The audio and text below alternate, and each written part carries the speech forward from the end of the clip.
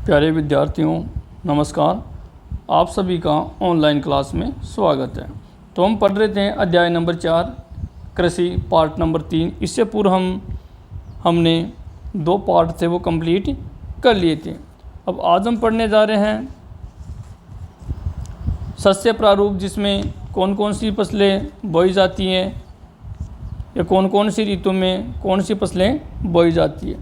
तो मुख्य रूप से जो सस्य प्रारूप है वो 3 प्रकार का, जैसे रबी की फसल, खरीफ की फसल और जायद की फसल। मुख्य रूप से हम रबी और खरीफ भी बोलते हैं। तो सस्य प्रारूप कितने बताएंगे हम? 3, जिसमें जो ग्रीष्म ऋतु होती है उसके समय जो चारे की फसल है या जो ककड़ी है, तरबूज है, ये किस में आते हैं? जायद की फसल में, ये ग्रीष्म ऋतु में आते हैं। तो भारत में 3 प्रकार की जो सस्य प्रारूप है या सस्य ऋतुएँ हैं वो है रबी, खरीफ और जायद। इसके बारे में हम आज विस्तार से चर्चा करने वाले हैं। तो लिखेंगे हम सस्य प्रारूप, क्या हेडिंग डालेंगे? सस्य प्रारूप हेडिंग डालेंगे सस्य प्रारूप। सस्य प्रारूप में लिखेंगे हम भारत में 3 सस्य ऋतुएँ हैं। 3 सस्य ऋतुएँ हैं।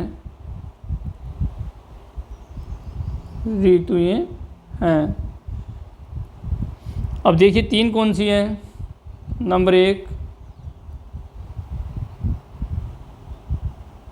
कौन सी लिखेंगे? 3 में रबी यानी रबी की फसल, पूरा भी लिख सकते हैं। खरीफ व जायद की फसल। 3 नंबर पे क्या लिखेंगे? जायद की फसल। तो सस्य प्रारूप में भारत में 3 प्रकार के सस्य ऋतुएँ हैं। नंबर 1 रबी की फसल, खरीफ में खरीफ की फसल के बारे में पढ़ेंगे और जायद में जो ग्रीष्म ऋतु में बोई जाती है। अब रबी में देखो ये मुख्य रूप से सर्दियों में बोई जाती है, अक्टूबर नवंबर में बोई जाती है और मार्च अप्रैल में काट ली जाती है। अब इसमें नंबर 1 लगाएंगे हम रबी या रबी की फसल, रबी फसल या रबी की फसल। इसमें पढ़ेंगे अब हम ज़्यादातर लोग किसान परिवार से संबंधित है, तो इसके बारे में हम पूर्व में भी हमें बहुत कुछ जानकारी होती है, कब बोई जाती है, कब काटी जाती है, इसके बारे में पढ़ेंगे। इसमें कितने तापमान की आवश्यकता होती है, मिट्टी यानी मिट्टी कौन सी चाहिए, कौन सी फसल में तापमान कितना चाहिए, या उत्पादक क्षेत्र यानी किन किन राज्यों में ये बोई जाती है। तो नंबर 1 पे लिखेंगे हम रबी फसल। उसमें हम लिखेंगे रबी फसल को या रबी फसलों को, इसमें लिखेंगे रबी फसलों को या रबी की फसल को कैसे भी लिख सकते हैं? शीत ऋतु में, शीत यानी सर्दी की ऋतु में, शीत ऋतु में अक्टूबर नवंबर में आपको पता है दीपावली के समय जो सर्दी पड़ती है, तो शीत ऋतु में अक्टूबर नवंबर में या अक्टूबर से दिसंबर भी हो सकता है। अक्टूबर से दिसंबर तक मुख्य रूप से अक्टूबर नवंबर में बोई जाती है। के मध्य बोया जाता है, फसलों को बोया जाता है। एवं काटते कब हैं? मार्च अप्रैल में, या इसमें अप्रैल जून दिया तो मार्च अप्रैल भी सही है, या अप्रैल से जून के मध्य इसको काट लेते हैं। गर्मी में काटते हैं, सर्दी में बोते हैं। तो यहाँ हमने शीत ऋतु लिखा था, याद है ग्रीष्म ऋतु में अप्रैल से जून के मध्य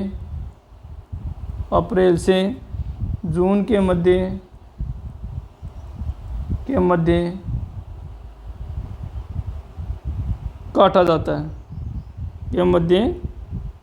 काटा जाता है। तो जिस पृष्ठ पे जो फोटो होती है उसे लिखने में थोड़ी दिक्कत आती है। तो मार्च अप्रैल में या सर्दियों में अक्टूबर नवंबर या इसमें दिसंबर दिया है, वो भी ठीक है। मुख्य रूप से अक्टूबर नवंबर में बोते हैं और मार्च अप्रैल में काट लेते। इसमें तो अप्रैल से लेकर जून के मध्य भी इसको काटा जा सकता है, क्योंकि अब कई बार फसलों को हम आगे पीछे बोते हैं ना, कोई 15 दिन बाद पहले कोई बाद में, उस हिसाब से ये समय आगे पीछे हो जाता है। अब इसमें कौन सी ये फसलें देश के विस्तृत भूभाग में बोई जाती हैं, आगे लिखेंगे ये फसलें देश के विस्तृत भाग पर, विस्तृत यानी विशाल या बड़ा, विस्तृत भाग में बोई जाती है, विस्तृत भाग में बोई जाती है। अगला पॉइंट जैसे पॉइंट बना के लिखेंगे ताकि याद करने में कोई दिक्कत ना हो। आगे लिखेंगे कौन कौन सी फसलें हैं जो इसमें बोई जाती है, किसमें, रबी की फसल में। तो छोटा जो प्रश्न उसमें पूछा जा सकता है, रबी की फसलों के नाम लिखिए, गेहूँ, जौ, चना, मटर व सरसों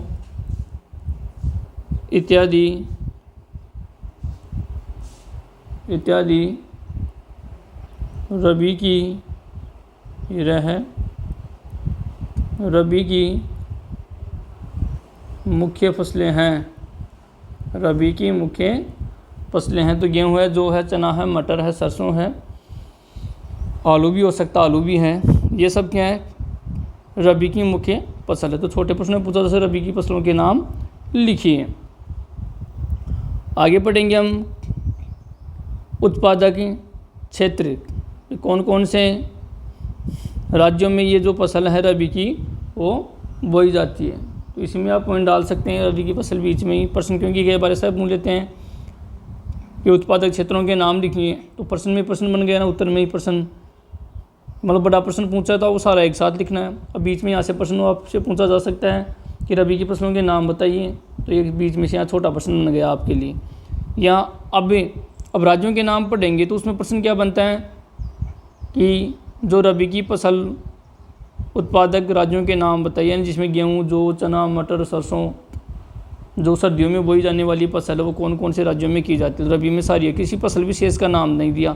आगे हम जैसे खाद्यान्न फसल पढ़ेंगे, चावल है, गेहूँ है, तो उसमें हम लिखेंगे भाई गेहूँ सबसे ज़्यादा कहाँ बोया जाता है, उसके बाद कहाँ बोया जाता है, तो वो तो एक फसल विशेष का नाम हो गया। यहाँ रबी पढ़ रहे हैं तो इसमें रबी में यानी सर्दियों में बोने वाली समस्त सभी फसलें आ गई। तो रबी की फसल मुख्य रूप से किन किन क्षेत्रों में, एक भारत के किन किन राज्यों में बोई जाती हैं, तो इसमें हम लिख लेंगे उत्पादन क्षेत्र, इसमें लिखना है। मतलब यहाँ से प्रश्न बन सकता है कि जो रबी की फसल भारत के किन किन राज्यों में बोई जाती है, प्रश्न उत्तर हमारा वही चल रहा है। तो ये भी ऊपर हमने पढ़ा था कि देश के विस्तृत भूभाग में बोई जाती हैं। इसमें देखो यह फसल यानी रबी की फसल उत्तर पश्चिमी राज्य हैं, उत्तर व जैसे मान लो ये उत्तर है, उत्तरी राज्यों में, और ये पश्चिमी इधर हो गया, इधर पूरा, तो उत्तर पश्चिम के राज्यों में,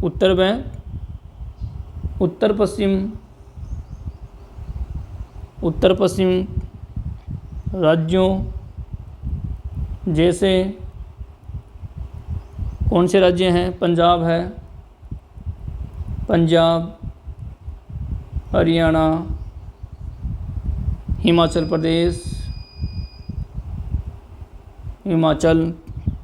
जम्मू कश्मीर, ये उत्तरी भारत, पश्चिम के भारत के राज्यों ने, उत्तर में आपको पता है पंजाब, हरियाणा, हिमाचल सब उत्तर भारत के राज्य, उत्तर में उत्तर पश्चिम की तरफ, ये उत्तर आ गया और ये पश्चिम आ गया। जम्मू कश्मीर, उत्तराखंड, इसको पहले क्या कहते थे, उत्तरांचल, उत्तराखंड व उत्तर प्रदेश व यूपी, यानी उत्तर प्रदेश गेहूं व अन्य रबी फसलों के उत्पादन के लिए, इसमें उत्तर प्रदेश का विषय दिया है कि गेहूं सबसे ज़्यादा कहाँ हो रहा है, उत्तर प्रदेश में। उत्तर प्रदेश यानी यूपी में गेहूं व रबी फसलों के प्रमुख उत्पादक राज्य हैं। गेहूं व रबी फसलों की व अन्य, इसके अलावा गेहूं के अलावा, इसके अलावा रबी की फसलों ने गेहूं के अलावा अन्य रबी फसलों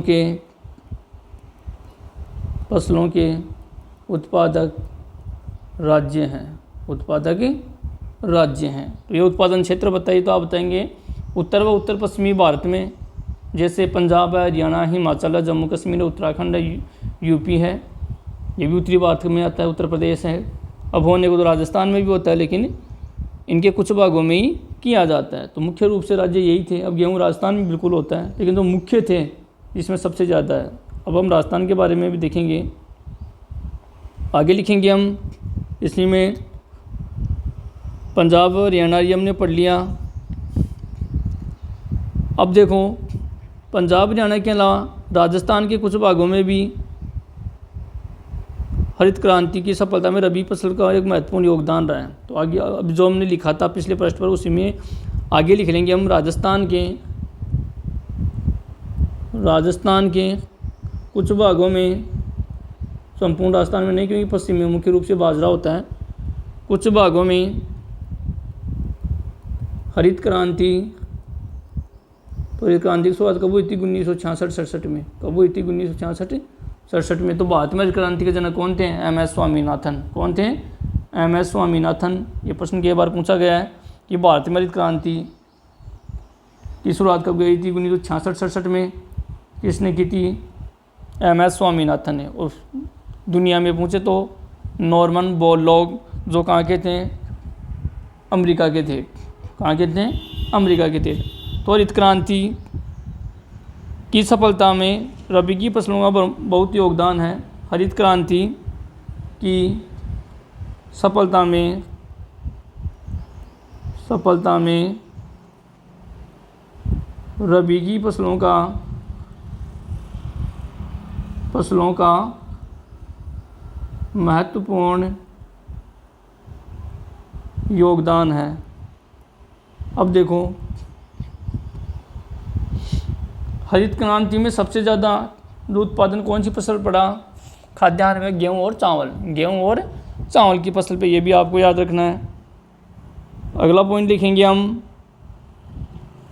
शीत ऋतु में, यानी सर्दियों में, आप सुनते माउट हो गई, कभी कभी नवंबर दिसंबर में बरसात आ जाती है, आपने देखा होगा, जनवरी में भी हो जाती है। तो शीत ऋतु में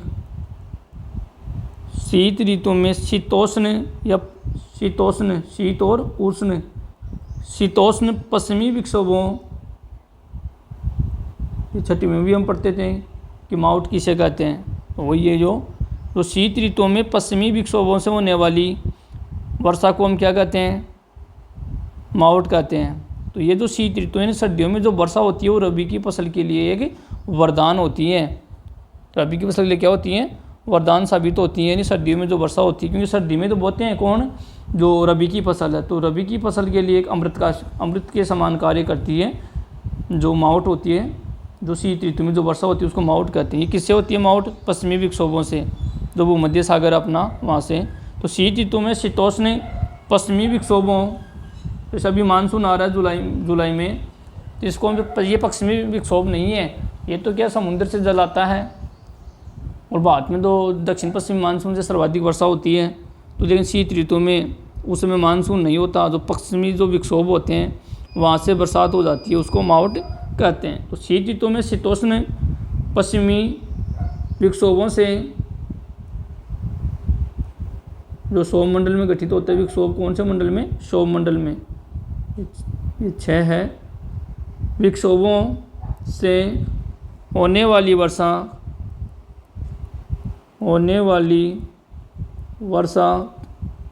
इसको माउट कहते हैं। क्या कहते हैं? इसको माउट कहते हैं। तो वाली वर्षा रबी फसलों के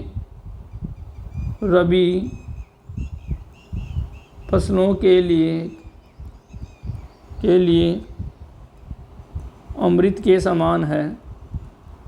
अमृत के समान, यानी सर्दियों में जो वर्षा होती है किसी होती है? पश्चिमी विक्षोभ से। तो जो पश्चिमी जो विक्षोभ है वो फसल के लिए क्या होता है? अमृत के समान होती है जो वर्षा होती है। ठीक है, तो ये तो कंप्लीट हो गया रबी। तो इसको एक बार रिवाइज कर लेते हैं। रबी की फसल सर्दियों में बोई जाती है, अक्टूबर से दिसंबर के बीच में, मुख्य रूप से अक्टूबर नवंबर में बोई जाती है, वो भी सही है। और गर्मियों में मार्च अप्रैल या अप्रैल से जून के मध्य इसको काटा जाता है। अब ये फ़र्क क्यों आता है? क्योंकि कभी जल्दी बोल लेते हैं कोई किसान, कोई आगे 10-15 दिन, तो उसका फ़र्क पड़ता है। तो कौन सी फसलें हैं? गेहूँ, जौ, चना, मटर है, सरसों है, आलू है, ये कौन सी फसल है? रबी की प्रमुख फसल है। और किन किन राज्यों में होता है? मुख्य रूप से उत्तरी भारत है, उत्तर पश्चिमी भारत में होता है तो पंजाब, हरियाणा, हिमाचल, जम्मू कश्मीर, उत्तराखंड है, और उत्तर प्रदेश में ये रबी की फसलें मुख्य रूप से बोई जाती हैं। तो आप उत्तरी भारत याद रख लेंगे, नक्शे में मानचित्र आपने पढ़ा होगा। तो उत्तर और उत्तर पश्चिम के जितने भी राज्य हैं, जिसमें अपने राजस्थान को भी हमने शामिल किया है, लास्ट में लिखा था हमने जो हरित क्रांति का प्रभाव था उस और रबी की फसलों का मुख्य योगदान था। राजस्थान के कुछ भागों में ये बोई जाती हैं। नंबर 2 पे पढ़ेंगे अब हम कौन सी फसल? खरीफ की फसल। खरीफ फसल। अब देखो, जैसे ही रबी की फसल को हम ये मार्च अप्रैल में काट लेते हैं या जून तक काट लेते हैं, और उसके बाद फिर अगली फसल कौन सी आ जाती है? अक्टूबर नवंबर, यानी ये सस्य प्रारूप चलता रहता है। रबी फिर खरीफ, रबी फिर खरीफ, जायद, बीच में गर्मियों में जायद की फसल आ जाती है। तो ये क्रम चलता रहता है। तो इसमें लिखेंगे हम, यह है फसल कौन सी? खरीफ की फसल। ये केवल आपको पता है कि अब जो हम बाजरा बोने जा रहे हैं, अभी जो जुलाई का जो महीना चल रहा है, तो अब कई लोगों ने बाजरे की फसल बो दी है। कई अब क्या है, मानसून जो अच्छी वर्षा चल रही है अभी, तो अब क्या है कि इन 15 जून या 15 जुलाई है और 10 जुलाई के बीच में, इस समय में कि जब भी बरसात होती, कई क्षेत्र में नहीं होती, कभी हो जाती है। तो इन दिनों में मुख्य रूप से राजस्थान में बाजरे की फसल बोई जाती है, जो खरीफ के मुख्य फसलों में शामिल है। तो ये मानसून पर निर्भर करता है। जिस क्षेत्र में वर्षा हो जाती है वहाँ फसल बो दी जाती है। तो इसमें जहाँ फसल मानसून नहीं आता, तो आपको पता है कि राजस्थान में 15 जुलाई के लगभग मानसून लगभग पूरे राजस्थान में सक्रिय हो जाता है। तो 15 जुलाई के लगभग सभी राजस्थान के सभी भागों में जो खरीफ की जो मुख्य फसल बाजरा है वो बो दी जाती है। तो यह है फसलें, या यह है देश के विभिन्न क्षेत्रों में, यह देश के विभिन्न क्षेत्रों में मानसून के आगमन, मानसून यानी वर्षा पर निर्भर रहती है। मानसून के आगमन पर यानी आने पर बोई जाती है। यानी खरीफ की फसल को सिंचाई की जरूरत नहीं होती है। ये मुख्य रूप से क्या है, बरसात पर ही निर्भर करती है, इसलिए उसको मानसून आने के बाद ही बोया जाता है। आगे लिखेंगे, यह फसलें, इसके बारे में लगभग सब जानते हैं, बिल्कुल सरल पाठ है ये फसलें सितंबर अक्टूबर में काट ली जाती है, यानी मार्च अप्रैल में बोई जाती है। तो पूरा लिख लेते हैं इसमें, यह फसल मार्च में कोई मार्च में काट लेता है, कोई अप्रैल तक। तो मार्च अप्रैल में बोई जाती है। जैसे रबी की फसल पढ़ा हमने, अक्टूबर नवंबर में काट ली जाती है ये फसल। तो उसके बाद में मार्च अप्रैल में बोई जाती है और जून जुलाई में काट ली जाती है।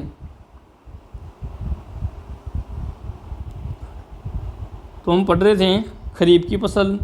तो ये फसल मानसून के आगमन पर बोई जाती है। तो अब मानसून, तो ये जून जुलाई में बोई जाती है। कब बोई जाती है?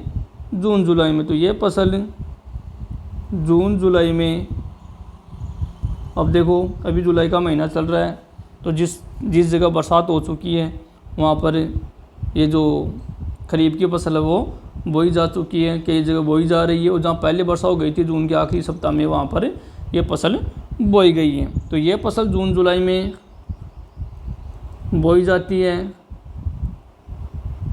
एवं सितंबर अक्टूबर में काट ली जाती है। सितंबर अक्टूबर में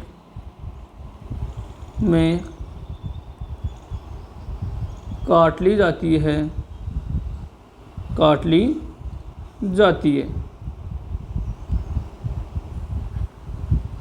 तो देखिए ये फसल जून जुलाई में बोई जाती है, जैसा कि आपको पता है कि अभी जुलाई में ये बोई जा रही हैं और सितंबर अक्टूबर में ये काट ली जाती हैं। आगे पढ़ेंगे कि हम इनमें कौन कौन सी मुख्य फसलें हैं। तो इस ऋतु में या इसमें यानी तो खरीफ की फसल, इसमें मुख्य फसलें या प्रमुख फसलें कौन सी है? चावल कौन सी फसल है? खरीफ की। चावल, मक्का, ज्वार, बाजरा, गंवार, तुर को क्या कहते हैं? अरहर, मूंग, अरहर की दाल होती है ना, मूंग की दाल, मूंग, उड़द, ये कौन सी फसल है? दलहनी। कपास भी कौन सी फसल है? खरीफ की। कपास, पटसन, जैसे बोरियां वगैरह बनाई जाती है। मूंगफली भी कौन सी है? खरीफ की फसल है। एवं सोयाबीन इत्यादि प्रमुख है, इत्यादि।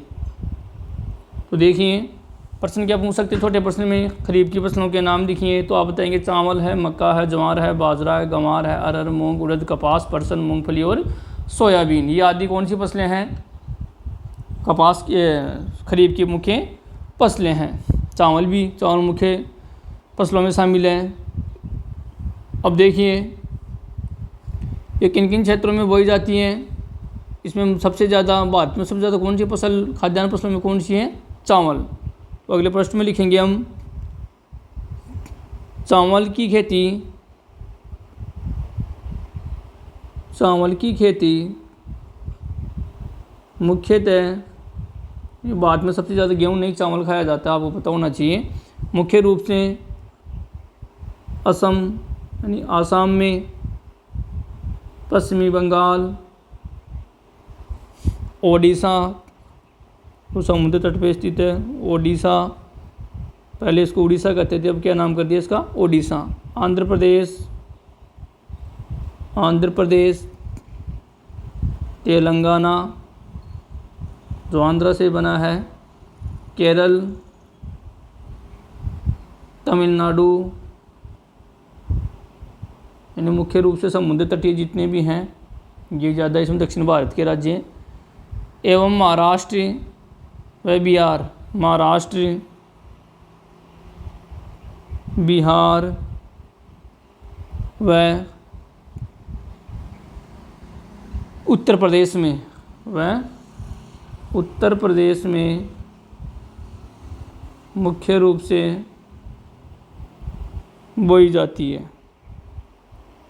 तो ये क्या हो गए? उत्पादक राज्य। तो इसमें चावल का विशेष दिया है। रबी की, खरीफ की फसलों में आगे लिखेंगे हम, या उत्पादक राज्य पूछे तो आप यही लिखने हैं। चावल का विशेष फसल का नाम भी दिया है चावल खरीफ की फसल मुख्य रूप से पूरे भारत में ये खाई जाती है। तो आसाम है, बंगाल है, उड़ीसा है, यानी पूर्वोत्तर भारत के राज्य आ गए। बाकी सब दक्षिण भारत में आंध्रा है, तेलंगाना है, केरल, तमिलनाडु, महाराष्ट्र। फिर उत्तर भारत में आ गए बिहार व उत्तर प्रदेश में भी क्या है?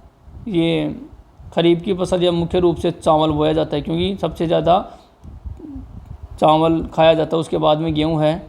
तो चावल की फसल मुख्य रूप से इन राज्यों में की जाती है। आगे लिखेंगे विगत कुछ वर्षों में, विगत यानी पिछले, विगत कुछ वर्षों में चावल,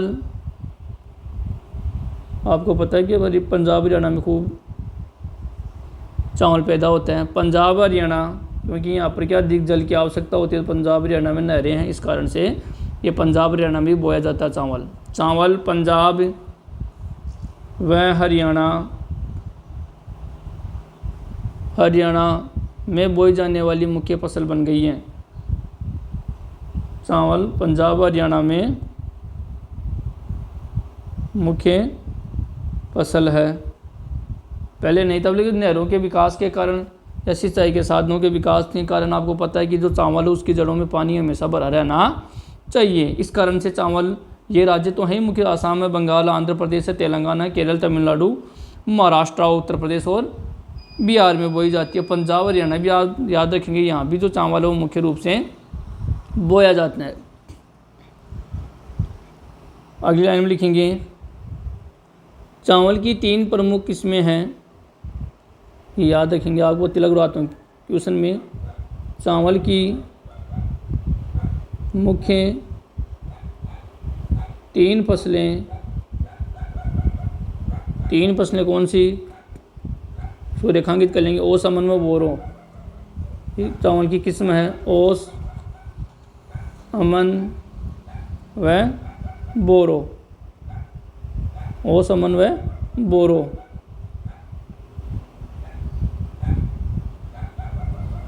तो चावल की 3 प्रमुख किस्मों के नाम बताइए या फसलों के नाम बताएंगे तो आप बताएंगे ओस, अमन व बोरो, ये चावल की मुख्य फसलें हैं। तो 2 पढ़ लिए हमने। खरीफ की फसल ये मानसून के आगमन के साथ बोई जाती है, ये जून जुलाई में बोई जाती है और सितंबर अक्टूबर में काट ली जाती है। चावल है, मक्का है, ये क्या है, उड़द है, कपास है, मूंगफली है, सोयाबीन है, पटसन है, ये सब कौन सी फसलें हैं, खरीफ की फसल।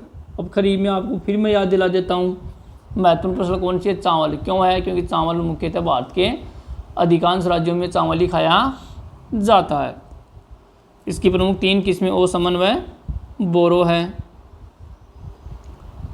अब जो कई जगह जहाँ ये जो चावल है वह खरीफ की जगह रबी की फसल में भी बोया जाता है, ये भी आपको याद रखना। खरीफ की फसल तो मुख्य है ही, लेकिन इनकी कई किस्में ऐसी है जिसका 80% भाग क्या है खरीफ रबी में भी बोया जाता है।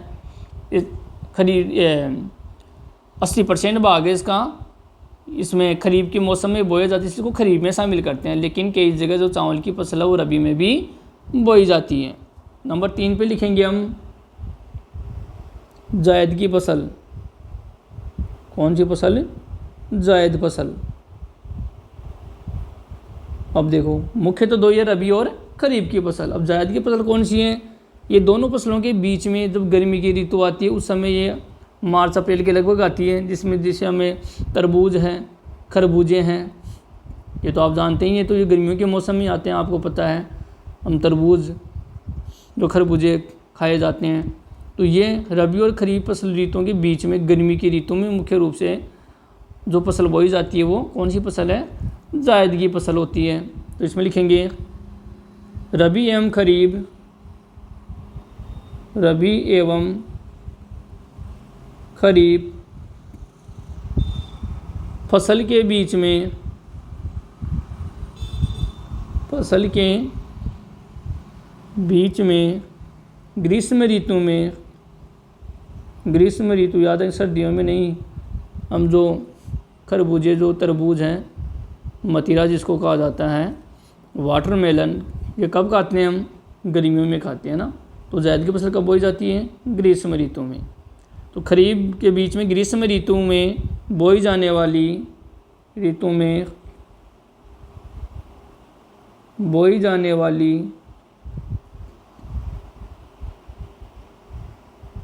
फसल को जायद कहा जाता है, जायद कहा जाता है या जायद की फसल कहा जाता है। जैसे उदाहरण हो गए कि अब आपसे पूछे कि जायद की फसलों के नाम बताइए, तो आप बताएंगे तरबूज है, तरबूज, खरबूजे, खीरे, ककड़ी, सब्जियां,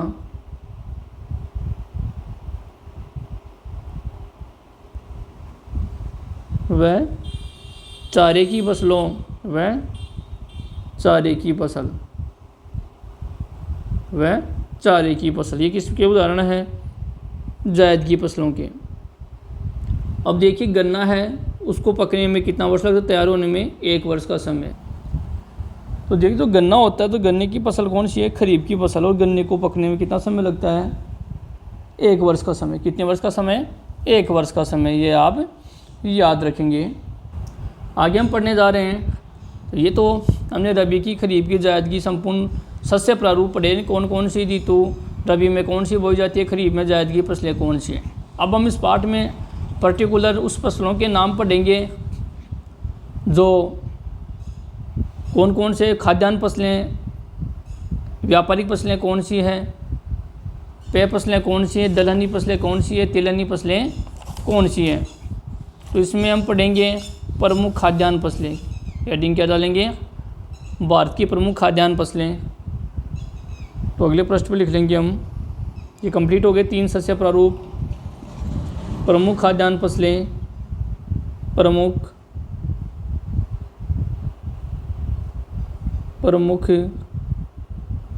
खाद्यान्न फसलें, खाद्यान्न मतलब जो खाने के काम आती है। उसमें नंबर 1 पे पढ़ेंगे हम चावल। चावल अभी हमने पढ़ा खरीफ की फसल, इसकी 3 किस्में, ओसमन और बोरो। तो चावल भारत में खाई जाने वाली सबसे बड़ी फसल है और चीन के बाद दूसरा उत्पादक राज्य है भारत। तो इसमें लिखेंगे चावल में। तो खाद्यान्न फसलों के नाम आप एक जगह याद कर लेंगे। चावल है, गेहूँ है, बाजरा है, मक्का है, मोटे अनाज है। तो इसमें एक जगह लिख लेते हैं पहले हम इसको, बाद में एक एक इसका वर्णन कर लेते हैं। ऐसा करते हैं हम ताकि एक जगह याद करने में दिक्कत ना हो। तो प्रमुख फसलों में देखो खाद्यान्न फसलें, तो इसमें लिखेंगे हम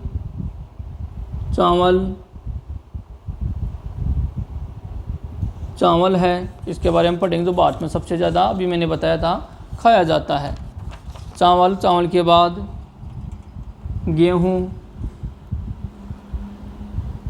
गेहूँ के बाद में बाजरा है, मक्का है, बाजरा, मक्का, मोटे अनाज जैसे जवार, बाजरे भी मोटे में आ गया। मोटे अनाज खाद्यान्न फसलें हैं। तो जो मोटे अनाज में हम याद कर लेंगे जैसे रागी है, ये क्या है, मोटे अनाज में आती है। इसको हम अलग से पढ़ लेंगे मोटे अनाज वाली फसलों में। बाजरा लिख लिया हमने, मक्का है, मक्का हो गया, गेहूँ हो गया, चावल हो गया। अब इसके बाद में देखिए दालें भी खाद्यान्न में आती हैं। तो इसमें आती हैं, खाद्यान्न में आती हैं। तो इसको हम दलहन में पढ़ लेंगे। और एक होती है तिलहन, जिसको हम तिलहन में पढ़ लेंगे, जिससे तेल निकाला जाता है। तो चावल, गेहूँ, बाजरा, मक्का और मोटे अनाज ये हम पढ़ेंगे। दालें भी हम लिख सकते हैं इसमें, गन्ना भी लिख सकते हैं, ये भी खाद्यान्न में ही, लेकिन पेय में आ गई है। तिलहन भी आ गया, ये भी खाद्यान्न में ही है। तिलहन जिसमें तेल निकाला जाता है। तो ये तिलहनी और दलहनी में हम अलग अलग पॉइंट बना के इसमें लिख लेंगे। ये भी खाद्यान्न में दाल व तिलहन, लेकिन इसको अलग में हम ऐड कर लेंगे। दालें मतलब दलहनी फसलें। चाय है, वो कौन सी किस्म आ जाएगी, चाय है, कॉफ़ी है, ये पेय पदार्थ में इसको शामिल कर लेंगे हम। लेकिन इसमें एक बार लिख लेते हैं हम दालें, फिर इसको अलग से पढ़ लेंगे हम। वह तिलहन मतलब जिससे तेल निकाला जाता है। ये मुख्य रूप से इसका वर्णन करेंगे। दालें और तिलहन को हम अलग से पढ़ लेंगे, किसमें, दलहन में और तिलहन में। तो नंबर 1 पे लिखेंगे अब हम चावल। क्या हेडिंग डालेंगे, चावल। इसमें लिखें भारत में अधिकांश लोगों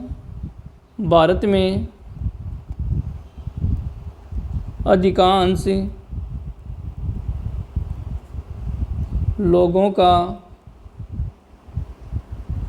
मुख्य या प्रमुख खाद्यान्न कौन सा है, चावल है। ये याद रखना है, गेहूँ मत लिख देना। भारत में अधिकांश लोग क्या खाते हैं, चावल खाते हैं। क्या खाते हैं, चावल खाते हैं। भारत चीन के बाद ये न है, चीन के बाद दूसरा सबसे बड़ा दूसरा सबसे बड़ा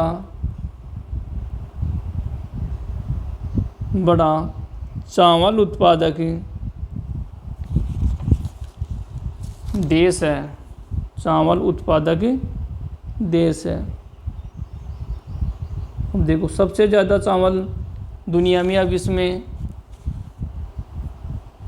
किस में होता है? चाइना में, चीन में। और सबसे दूसरे नंबर पे चावल कहाँ होता है? अपने भारत में। दूसरा सबसे बड़ा चावल उत्पादक देश है, मतलब उत्पादक मतलब उत्पादन करने वाला, उत्पादक मतलब उत्पादन करने वाला।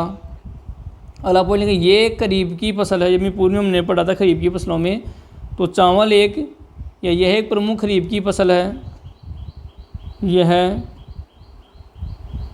एक प्रमुख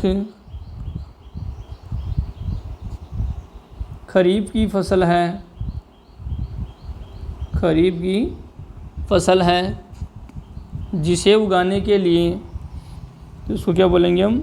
जिसे उगाने के लिए भौगोलिक स्थिति के बारे में लिखेंगे हम। उच्च तापमान, तापमान कितना? उच्च तापमान यानी अधिक तापमान की आवश्यकता होती है। कितना? 25 डिग्री सेल्सियस से ऊपर। एवं आर्द्रता या वर्षा एवं 100 सेंटीमीटर से अधिक वर्षा। 100 सेंटीमीटर से अधिक, तो इसको लिखेंगे 25 डिग्री। याद रखने को 100 सेंटीमीटर से अधिक वर्षा की आवश्यकता होती है। आवश्यकता होती है। अब आपको ने सुना होगा आपने कि जो जहाँ चावल की खेती की जाती है वहाँ पर यहाँ पर पानी भरा हुआ रहना चाहिए, यानी उनकी जड़ों में पानी भरा हुआ रहना चाहिए। इसलिए तो अपने राजस्थान में नहीं हो रहा चावल, क्योंकि होता है कुछ भागों में लेकिन मुख्य रूप से नहीं होता। इसलिए ये जो चावल है उसके लिए जहाँ अधिकांश जल होता है, जैसे पंजाब है, हरियाणा है, जो तटीय इलाके हैं, वहाँ पर चावल बहुत ज़्यादा मात्रा में उगाया जाता है। राजस्थान में कम वर्षा वाले क्षेत्र में, लेकिन जहाँ पर नहरें हैं मान लो, वहाँ पर, या अपना जो कोटा बूंदी वाला इलाका है वहाँ पर चावल बोया जाता है। तो आर्द्रता मतलब इसमें 100 सेंटीमीटर से अधिक बरसात की आवश्यकता होती है। और जहाँ वर्षा कम होती है वहाँ क्या की जाती है? सिंचाई की जाती है। एवं कम वर्षा वाले क्षेत्रों में सिंचाई की जाती है। सिंचाई की जाती है, यानी जहाँ वर्षा कम होती है अगर वहाँ सिंचाई उपलब्ध है तो चावल की खेती की जा सकती है। राजस्थान में भी कई भागों में चावल की खेती की जाती है। किसके द्वारा? सिंचाई के द्वारा, क्योंकि राजस्थान में इतना पानी नहीं है। अब इसी में हम हेडिंग डालेंगे उत्पादन क्षेत्र। उत्पादक क्षेत्र, इसी का पॉइंट है ये, क्योंकि है तो एक में ही, लेकिन इसमें अलग से पूछा जा सकता है कि भारत में चावल उत्पादक राज्यों के नाम बताइए। इसलिए इसमें ये प्रश्न पूछा जा सकता है, इसलिए हमने इसमें इसी में हेडिंग डाल ली है, इसी में हमने अलग से पॉइंट बना लिया है। तो चावल मुख्य रूप से इसमें लिखेंगे हम, चावल मुख्य रूप से या मुख्यतः है उत्तरी भारत में व उत्तर पूर्वी मैदानों में, वह उत्तर पूर्वी मैदानों, तटीय क्षेत्रों, तटीय क्षेत्र मतलब जो समुद्र किनारे हैं, गुजरात है, केरल है, कर्नाटक है, तमिलनाडु है, तटीय क्षेत्रों व डेल्टाई क्षेत्रों में उगाया जाता है। डेल्टाई क्षेत्रों में उगाया जाता है, उगाया जाता है। डेल्टाई क्षेत्र कौन से हैं? डेल्टाई क्षेत्र कौन से हैं? जैसे गंगा ब्रह्मपुत्र का डेल्टा, यानी जहाँ नदियाँ समुद्र में गिरने से पहले त्रिभुजाकार आकृति में जो आकृति बन जाती है, क्योंकि वहाँ पर जो जल की गति होती है वो क्या हो जाती है, धीमी हो जाती है। तो उन डेल्टाई क्षेत्रों में क्या होता है, ये चावल की मुख्य रूप से खेती की जाती है और वहाँ पर अधिक जल उपलब्ध होने के कारण ये अच्छी फसल पैदा होती है। आगे इसमें लिखेंगे हम नहरों के कारण। अभी मैंने बताया जहाँ पानी नहीं है तो वहाँ पर अगर मान लो नहरें हैं, नहरों के कारण जहाँ नहरें उपलब्ध है वहाँ पर भी चावल की खेती की जाती है। तो नहरों के कारण, नहरों व नलकूपों के कारण यानी ट्यूबवेल। अब नलकूपों में क्या होगा, सिंचाई के लिए जल उपलब्ध हो जाएगा। तो नहरों के जाल व नलकूपों के कारण यानी ट्यूबवेल के कारण पंजाब में, हरियाणा में, उत्तर प्रदेश में व राजस्थान में कम वर्षा वाले क्षेत्रों में चावल उगाना संभव हो गया है। अब देखिए इसका रिवीजन कर लेते हैं हम। तो चावल भारत में एक प्रमुख खरीफ की फसल है और भारत में अधिकांश लोगों के द्वारा चावल ही खाया जाते हैं। भारतीयों का जो प्रमुख खाद्यान्न कौन सा है, चावल। चीन के बाद चावल के उत्पादन में भारत का कौन सा नंबर है, दूसरा। यहाँ इस फसल के लिए उच्च तापमान की आवश्यकता होती है, 25 डिग्री सेल्सियस से ऊपर तापमान। और आपको पता है कि चावल की खेती अधिक वर्षा वाले क्षेत्रों में होती है। चावल को सबसे ज़्यादा जल की आवश्यकता होती है, तो चावल की फसल के लिए 100 सेंटीमीटर से अधिक वर्षा की आवश्यकता होती है। लेकिन कई क्षेत्रों में मान लो अधिक जो वर्षा नहीं होती, उन क्षेत्रों में क्या सिंचाई के माध्यम से भी खेती की जाती है। अब इसी में हमने अलग पॉइंट बना लिया था उत्पादन क्षेत्र, क्योंकि एग्जाम में छोटा प्रश्न पूछा जा सकता है चावल उत्पादक राज्यों के नाम बताइए। तो आप बताएंगे उत्तरी पूर्वी मैदानी भागों में, तटीय क्षेत्रों में, मतलब तटीय यानी किनारा, जो समुद्र किनारे बसे जो राज्य हैं दक्षिण भारत में, उन राज्यों में। और इसके अलावा जिन क्षेत्रों में नहरें हैं, जैसे आपको पता है कि पंजाब हरियाणा में नहरें हैं, अब वो राजस्थान में भी आ चुकी, जैसे इंदिरा गांधी नहर है। तो इन कुछ क्षेत्रों में, कम वर्षा वाले क्षेत्रों में भी चावल उगाना क्या हो गया है, संभव हो गया है। तो प्रमुख खाद्यान्न फसल पढ़ रहे थे हम, क्या पढ़ रहे थे, खाद्यान्न फसल, जिसमें हमने चावल की फसल को कंप्लीट कर लिया है।